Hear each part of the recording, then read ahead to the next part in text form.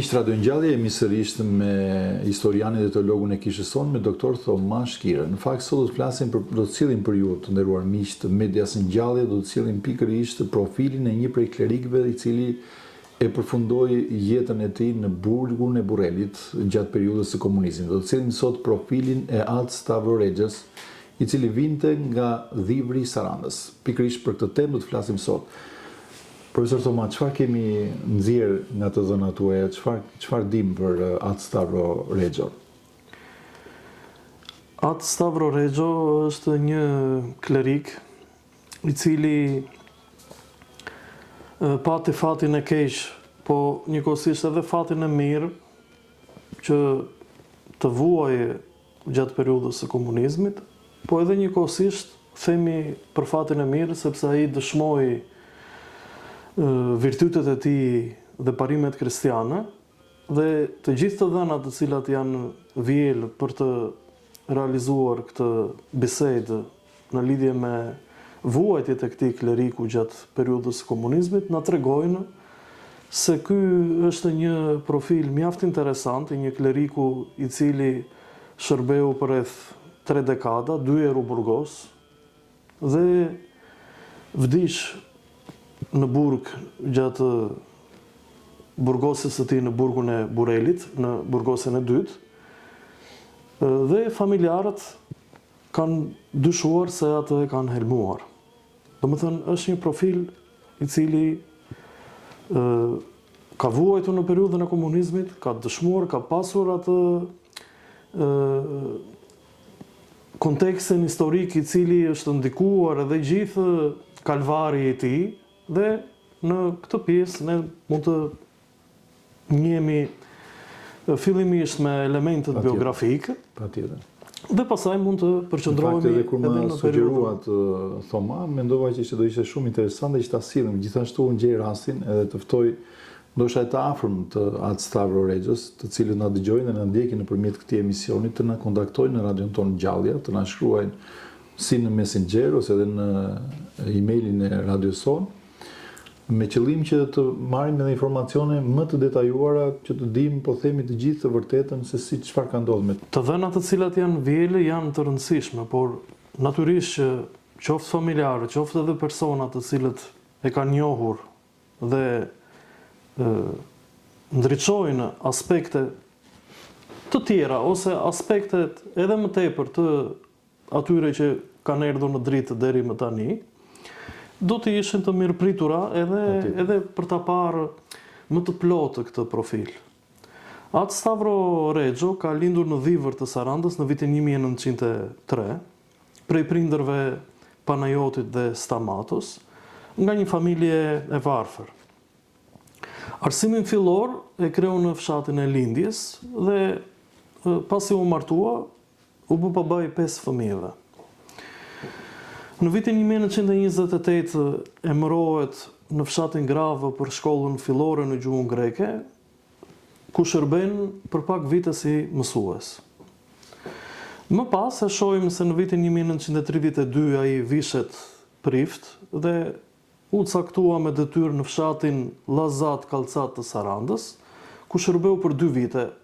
Vijoi edhe në disa fshatra të tjerë, si një vit shërbeu në Dhivër, vijoi në disa fshatra të tjerë, si një vit shërbeu në fshatin në Dhivër dhe më pas shërbeu si prift në Nivicë Bubar, ku qëndroi për 13 vite. Më thënë, ishte një kohë relativisht dhe ndoshta mund të kemi gjatë. Njerëz që mund ta mbajnë mend, të themi, edhe nga njerëz ndoshta nga Nivica e Bubarit mund të ketë edhe njerëz. Megjithëse kanë kaluar disa dekada, domethënë ai në vitet 66 ndroi jetë, kështu që kanë kaluar shumë vite, po ndoshta dhe ndonjë mund edhe të ketë mbijetuar akoma ndonjë dëshmi e gjallë që e kanë njohur edhe figurën e këtij kleriku. Në kohën e luftës ai doli vullnetar, partizan dhe u radhit në radhët e ushtrisë me forcat e frontit. Dhe njëkohësisht edhe familja e tij ka ndihmuar materialisht forcat e frontit, partizanët domethënë. për të çliruar, qoftë nga italianët, qoftë edhe nga gjermanët. Kjo është një karakteristikë që disa klerikë ortodoksë, të cilët janë, po ti shikosh, ti shëmtosh një nga një, nuk janë pak, kanë ndihmuar, si thua, atë me forca njerëzore dhe me forca materiale, dhe shpeshherë për shembull kemi fëmijë të klerikëve të cilët kanë dhënë jetën. Kanë dhënë jetën. Si vajzën e Atme Lavamës në Përmeti. Po dhe raste të tjera që kanë ndihmuar, por që për fatin e keq, shpeshherë aty ku ata ndihmonin, aty e gjenin edhe të keqen, si thua, që u vinte edhe për shkak të qëndresës së tyre dhe të bindjes së tyre. Në vitin 1949, pasi ai ishte dënuar për 3 vjet, si thua, në burgimin e parë të tij, ai u dënua për veprime agjenturore dhe për tradhti të lartë, domethënë kundër Dheut. Megjithëse pranoi akuzat, tha që unë jam në dorë të drejtësisë dhe u dënua bashkë me një grup prej 18 vetash të tjerë, ndërta edhe 2 klerikë të tjerë, si Papa Jani Dashi nga Çuka e Sarandës, po dhe Papa Kristo Papa nga Sopiku i Sarandës, të cilët secili prej tyre u dënua nga 30 vjet dhe të tjerë patën dënime të tjera, por që pasi bëri këtë 3 vjeçar në burgun e Gjirokastrës, ai shërben si prift në Dhivër, në Aliko, në Mursi edhe në Mesopotam, në shënkollën e Mesopotamit për pak kohë. Vion atë Stavro pas burgimit të parë të shërbeje më pas prej 11 vitesh, që nga viti 1951 deri në vitin 1962 në Mursi të Sarandës dhe më pas emërohet nga Metropolia si Zëvendës dhe shërben duke u vendosur në lagjen Spillet i Marës, ku edhe u arrestua për herë të dytë dhe u dënua nga gjykata e Rrethit të Vlorës me 7 vite burg. Dhe duke u dënuar në 1963, qëndroi 3 vjet në burg dhe vdiq në vitin 1966. Sipas familjarëve të tij, ai është helmuar në burg, dyshohet që është helmuar, por që po të shikojmë të dhënat, tregon që ai është një klerik i cili ka vuajtur shumë. Dhe jo më kot unë përmenda që njohja me profilet e këtyre klerikëve të cilët arritën që të dëshmojnë edhe të bëjnë një qëndresë të parimeve të tyre, është një bekim i madh për secilin prej nesh, për të njohur që pati persona të cilët ishin pjesë e komunitetit ortodoks dhe që edhe pse ata shpenzuan gjithë energjitë e tyre për të shërbyer shpirtërisht, po edhe materialisht komunitetit, po dhe vendit, pati raste të cilët edhe këta u goditën dhe përfunduan domethënë shumë keq. Ky profil i atë Stavro Rexos qëndron si person, meqense ai ndroi jetë në 1966, familjarët kërkuan trupin e tij, por morën përgjigje negative dhe rezulton në personat që kanë vuajtur dhe burgosur në kohën, kanë bërë burg në kohën e komunizmit, dhe që trupi i tyre nuk është gjendur akoma. Domethënë bën pjesë në personat e zhdukur. Nuk është gjendur ende. Nuk është gjendur, nuk ka një varr për të. Domethënë që është njëkohësisht edhe e rëndë edhe për familjarët. Gjatë kërkimeve kemi gjetur të dhëna të cilat tregojnë edhe qëndrimin e familjarëve, si njëri prej fëmijëve të tij, Vasili, i cili bën edhe një letër ndaj gjykatës së lartë, pasi ai kishte marrë dhe dënimin e dytë, domethënë të gjykatës së Rrethit Vlorë. Gjatë ankimimit ai bën një letër për babain e vet dhe flet të dhëna interesante për ndershmërinë e babait të vet, dhe njëkohësisht kemi edhe një letër të vetat Stavro Rexhos, i cili fatmirësisht është shpëtuar dhe unë e kam me vete dhe në një moment të emisionit të sotëm do ta lexoj për të qenë më brenda. Pra kemi të bëjmë me një klerik i cili ka vuajtur. Nëse ne do të flasim për burgosin e tij të parë, ai u arrestua në janar të vitit 1946, se shtam dhe u gjykuar në grup, edhe me të tjerët. Mori dënimin prej 3 vitesh. Dhe këto i vuajtën në Gjirokastrën? I vuajtën në burgun e Gjirokastrës.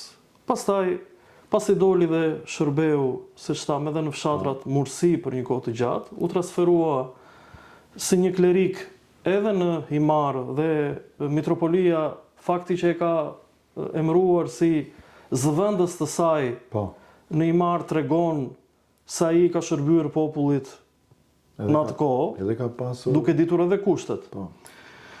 Ka pasur reputacion, përderisa ka bërë zëdhënës dhe zëdhënës të... Në kohën, nëse qëndrojmë pak tek koha e arrestimit, të dy arrestimet, vërejmë se ai e ka mbrojtur veten e tij, atë Stavro Rexho, me të dhënat dhe ka kundërshtuar, ose dhe në ndonjë moment në fund ka pranuar, është detyruar të brenda kushteve, dhe brenda izolimit të gjatë në paraburgim, edhe në thirrjet e shpeshta të tuesisë, në presionit dhe në një lodhje, pasi dhe ai nuk ishte dhe një shëndet aq fort mirë, domethënë për të, ka arritur që të pranojë edhe akuzat në fund, po në 2 akuzat e para që ishin në arrestimin e parë të 46-ës, që u dënua dhe 3 vjet. Këto akuza ishin për veprime agjenturore dhe tradhti e lartë ndaj atë dhe njëkohësisht për agitacion dhe propagandë në dëm të pushtetit popullor. Ai thotë që unë nuk e pranoj akuzën e parë, sepse unë nuk kam bërë ndonjë veprim agjenturor, as kam bërë ndonjë veprim kundër atë. Natyrisht unë kam folur, e pranoj akuzën e agitacionit, sepse kam folur dhe kam bërë biseda, qoftë me njerëz të pakënaqur të regjimit, qoftë edhe kur kam folur për të bërë dallimin midis si ishin njerëzit në sistemin e kaluar dhe si ishin në sistemin e periudhës komuniste. Domethënë duke bërë biseda dhe në atë kohë kishin ndodhur disa raste, qoftë edhe të momente, qoftë edhe kolektivizimi, kooperativat bujqësore në të cilat ishte i përfshirë dhe ai, dhe në një moment thoshte që unë bëra bisede që dita e punës arriti që një punëtor në kooperativë të merrte vetëm 2 kg misër. Më thënë, të lodhej gjithë ditën në kooperativë dhe në fund nuk do kishte një sasi të konsiderueshme për të mbuluar nevojat shtëpiake, për të rritur fëmijët apo për të mbajtur familjen. Pra me pak fjalë, Papa Stavro Rexho është dënuar për një fjalë goje. Natyrisht që ai ka pasur miq dhe në vendet ku ka shërbyer, po dhe persona të tjerë të cilët kishin qëndrimet e tyre, qoftë politike, që dhe një pjesë e tyre u arrestuan dhe u dënuan laik, përveç rastit të klerikëve që kemi përmendur. Është interesant se këta klerikët kur flasin dhe dëshmojnë ose i përgjigjen pyetjeve të prokurorisë, nuk përmendin në ndonjë rast emrat e klerikëve të tjerë, gjë që tregon që ata nuk është se kishin ndonjë lidhje mes tyre apo kishin ngritur një grup. Domethënë duket edhe aspekti që duhet të goditeshin këta klerikë, si thua edhe paragjykimi që këta klerikë ishin armiq, ishte i lartë dhe kjo bënte që dhe ata dhe dënimi ndaj tyre të amplifikohej edhe më tepër, edhe të merrin edhe dënime të rënda dhe kapitale.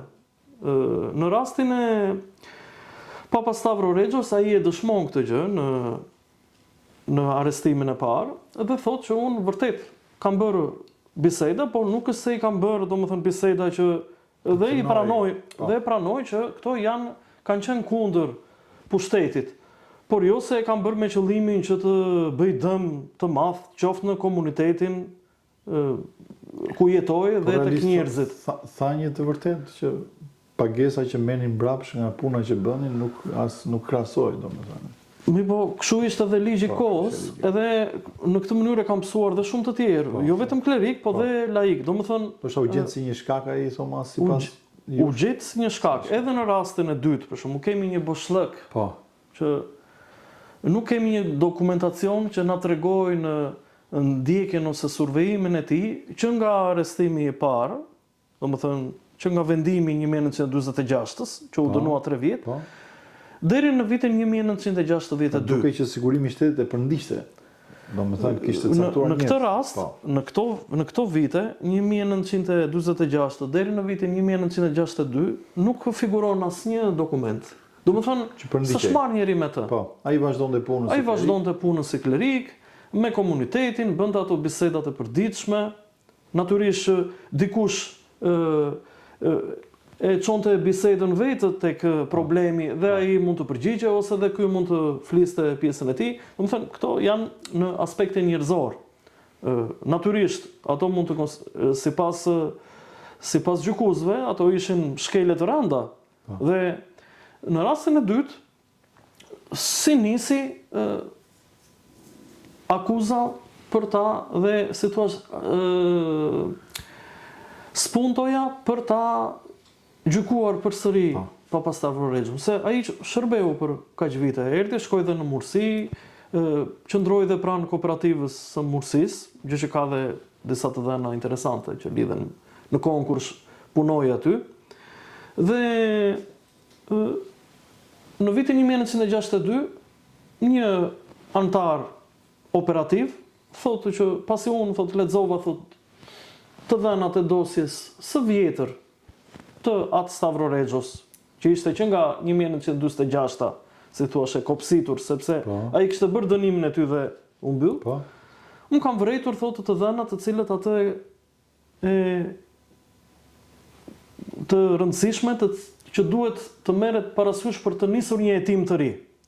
Dhe kështu e ngriti akuzën në bazë asaj që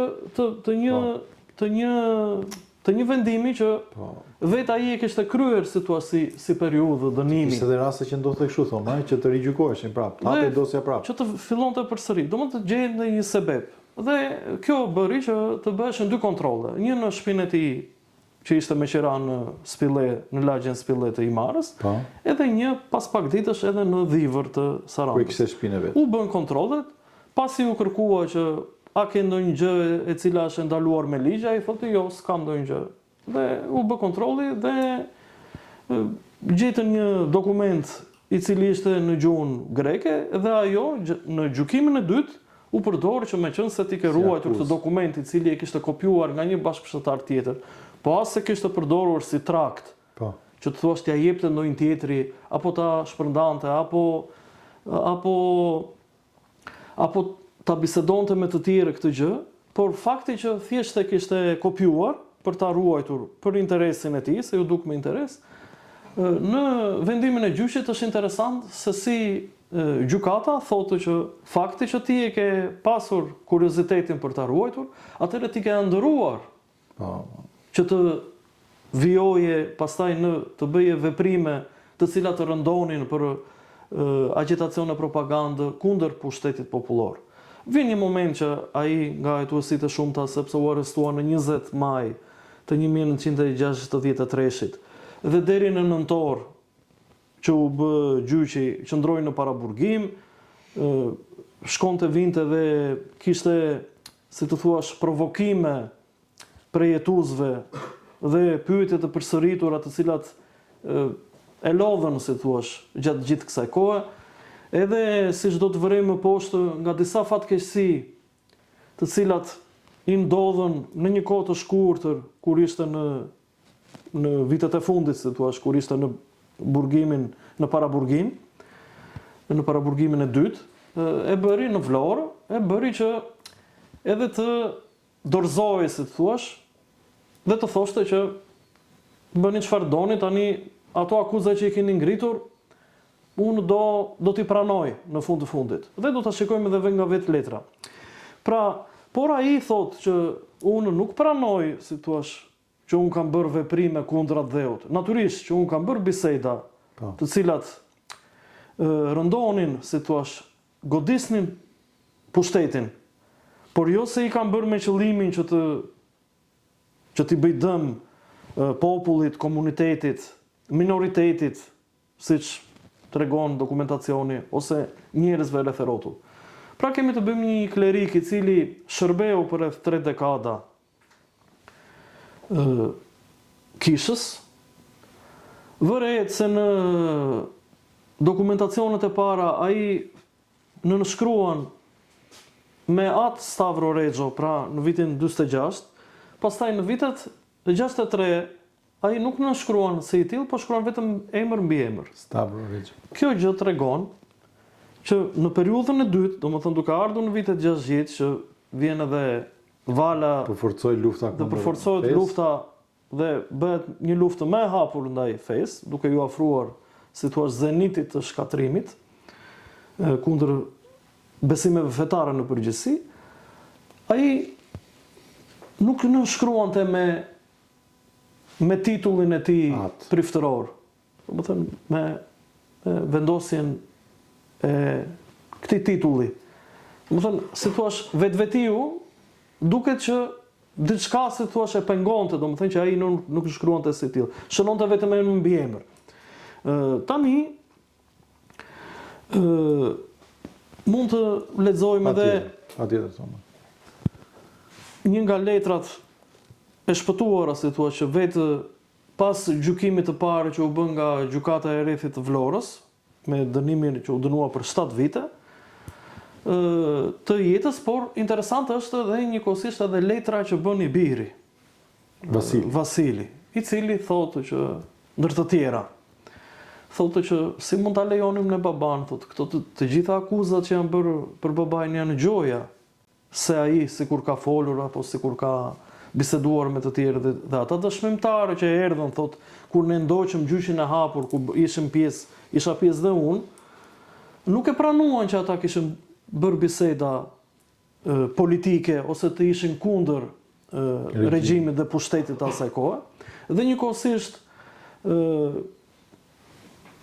njëri prej tyre thotë që meqense 2 dëshmimtar i kishin marrë nga burgu, nga reparti 313 i Tiranës dhe i kishin çuar në Vlorë, i kishin shoqëruar për të bërë dëshminë e tyre, sepse ishin përmendur emrat e tyre gjatë bisedave të hetuesisë dhe për të vërtetuar, si thua, ose jo akuzat që i bëheshin atë Stavro Rexhos, ata kishin thirrur edhe këta persona për të dëshmuar kundër tij ose pro tij në gjyq. Dhe njëri prej tyre thot djali i tij, që është dënuar 23 vjet si armik, natyrisht që do vi dhe do flas kundër, po pse nuk i tha këto, thot, për akuzën sikur ai i kishte bërë këto, thot, në vitin 1956. Pse s'u kujtua atëherë, por vjen tani dhe thotë që ka folur kundër regjimit ose kundër pushtetit. Për të treguar që kjo ishte një presion dhe një inskenim që dhe një njeri që ishte i burgosur u vu në pozita dhe u detyrua të vinte dhe të fliste kundër, qoftë edhe nga një kleriku. Dhe në këtë aspekt ai thotë që po kjo që po bëni, thotë, kërkoj mëshirë nga trupi gjykues, kërkoj mëshirë, thotë, që të mos se dënoj rëndë baban, sepse kjo që akuzë që i keni vendosur ju shumë e rëndë për ne që kemi qenë shumë të ndershëm dhe punëtorë në të gjitha këto vite, ne fëmijët e tij, duke futur dhe veten e tij. Dhe në qoftë se ju do ta dënoni me kaq vite, me 7 vite burg, atëherë është e sigurt, thotë, që babai do na vdes në burg, sepse ai thotë i ka duar të thara dhe ka duar të kokolepsura, sepse ka bërë punë më tepër se që mbajnë ato duar. Dhe tregon edhe, si thua, edhe një aspekt edhe siç u pam edhe më pas, siç u vure, ai 3 vjet pasi u fut në burg, vdiq. Domethënë nuk I duroi dot, si thua ato të burgut, pavarësisht të versionit që ai u elmua në burg. Domethënë pati një vdekje, por kjo është një për tu parë edhe më pas. Letra e vetë atë Stavro Rexhos, I cili I dërgon kryetarit të trupës gjykuese të rrethit Vlorë për gjykimin e tij. Jemi në arrestimin e dytë, domethënë, dhe ai që nga maj deri në nëntor që po zhvillohej ky gjyq, kjo seancë, kishin kaluar disa muaj të gjata dhe të vështira për të dhe nën presion. Dhe I vendos të shkruajë. Dhe kjo letër ai tregon, si thua, edhe gjendjen e tij të vështirë. Dhe kjo letër I drejtohet kryetarit të kësaj trupe. Letër origjinale e Stavro Rexhos. Është letër që është nënshkruar dhe prej tij, siç kemi njëkohësisht edhe letrën që ju referova më përpara, që është prej të birit të tij, në të njëjtën fazë, domethënë. Ai thot, zoti kryetar, I paraburgosuri Stavro Rexho nga dhivri I Sarandës, kam nderin t'ju njoftoj për sa vuvion. I elmuar nga 3 vdekje që më kanë ngjarë brenda 2 viteve nga burgimi, I djali tim të vogël dhe unë vet, babai në këtë moshë, I trembur dhe I tronditur jashtëzakonisht, e humba normalitetin mendor dhe orientimin e kujtesës. Prandaj zoti kryetar, lutemi shumë që të mos mundoni dëshmitarët mundësisht dhe unë I pranoj të gjitha akuzat që I kam në dosjen time, se këto muhabete I kemi bërë me shokë dhe kërkoj nga pushteti popullor mëshirë për budallallëqe të mia dhe me dorë në zemër zotërisë tuaj dhe me ndërgjegjen tuaj të pastër, nëmni peshqeshin e pleqërisë e të vete në burg me shokë bashkë, se kështu I ka shkruar fati ose mendja time që të mos të gëzoj lumturinë e pushtetit popullor, as edhe djemtë e mi që I kam rritur me qull dhe me lakra. Me nderime Stavro Rexho. Domethënë gjendja e një kleriku të moshuar I cili kishte vuajtur edhe ishte përpjekur gjatë gjithë jetës të përballej me kryqin e gjithë asaj periudhe, bëri që ai të një nga akuzat që kujtoi tani që ju bë papa Stavro Rexhos edhe në arrestimin e parë, ishte se kishte nxitur popullin që të sabotonte votimet e 2 vjetorit. Dhe ai thot, unë mora pjesë thot në votimet e 2 vjetorit dhe në fshatin tim thot 98% kanë dalë pro frontit. Domethënë nuk është se ka ndonjë veprim I cili të ketë rrëzuar, se thua numerikisht dhe në përqindje votat dhe ky të dyshohet. Dhe mos harroni thotë që unë kam qenë vullnetar partizan, kam ndihmuar materialisht edhe kam qenë vetë në forcat e ushtrisë, familja ime ka ndihmuar, siç kanë ndihmuar edhe të tjerë persona që duken nga bisedat, të tjerë persona dhe kanë qenë në forcat e frontit, por që e pësuan më pas. Për të treguar që unë nuk jam nga ata persona që kam qenë armik, as I AD-ut, as I komunitetit, as I kishës. Ky është profili I cili e karakterizon këtë klerik I cili u dënua 2 herë me burgim, ndroi jetë në burg, trupi I tij nuk është gjendur ende, dhe që dyshohet, domethënë ndoshta vdiq edhe si martir, si I elmuar. Thoma, unë I falenderoj shumë që na soll profilin e këtij kleriku të nderuar, edhe padyshim që unë prap gjej hapësirën dhe rastin që ndoshta një nga bit, nëse I kemi ende gjallë, pse nuk dim për ta, nëse kanë të dhëna ose një dëshmi tjetër që mund të jetë vërtet interesante për babain e tyre ose të nipërve, të mbesave, kushdo qoftë ai që ka dëshmi të vërteta dhe dije të vërteta rreth jetës së këtij kleriku, është I nderuar dhe I mirëpritur në radion Gjallë që na komunikoi. Dhe ne do ta kontaktojmë menjëherë që të kemi edhe një panoramë akoma më të plotë. Është vërtet një punë cilësore që keni bërë dhe unë ju falenderoj shumë thoma për gjithë këto informacione që na jepni.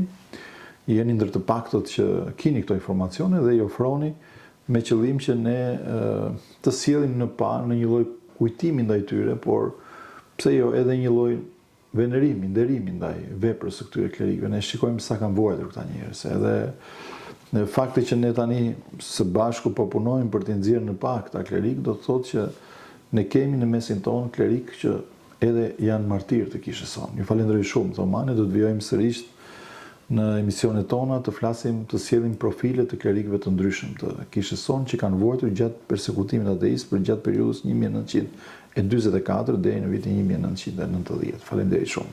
Ju lutem, Atë Gregori.